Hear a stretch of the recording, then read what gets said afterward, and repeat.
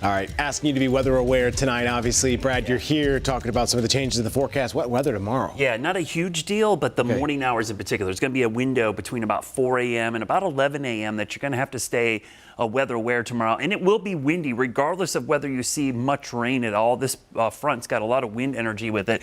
We can see a very narrow band of showers and thunderstorms developing here down into Mississippi and Alabama, all this pushing to the east. So looks like a pretty good chance we're going to at least see some rain tomorrow morning, though it's going to move out fairly quickly. Already starting to see some returns showing up in eastern Tennessee, northeast Georgia, and there is some cloud to ground lightning there. Also a few sprinkles showing up in up towards Wilkes County as we go through the Yadkin Valley. So overnight, notice the rain chances really ramp up before sunrise, and then they'll stay with us through about, I say, mid-morning before things taper off by lunchtime. So again, it's this really early morning hour. So the turkey trots, there's a lot of them going on. Big one in South Park, obviously, a lot of neighborhoods and other towns.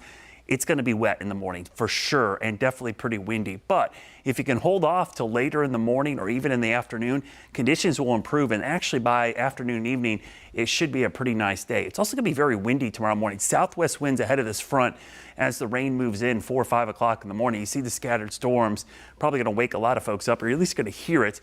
The storms are around through about 9, 10 o'clock. The winds are out of the southwest. Then they shift to the northwest as the front moves through. Storm fuel. How much fuel for these storms? Well, there's tons of wind energy, but look at that little pocket of red there.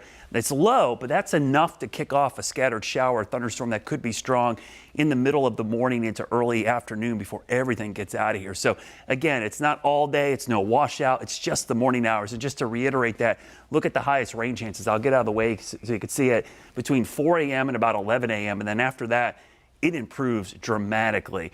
We could see a couple rotating storms south and east of here, but overall, we're not looking at a huge tornado risk. It's like we call a non-zero risk, which means not zero, but it's pretty close. 4 a.m. to 11 a.m., wind and storms. The wind might be a bigger deal for some of us, and then rain, and definitely going to want to have the rain gear, and probably if you're driving in the morning, just be prepared for some wet roadways. Then that front moves through, and the cold moves in. By far the coldest air of the season and the coldest air since last winter. We're going to see overnight lows well down into the 20s as we go into next week, and the afternoon highs equally as cold. We've had such a warm fall. It's going to end up being a top 10 warmest, and November is going to go down as maybe the second or third warmest.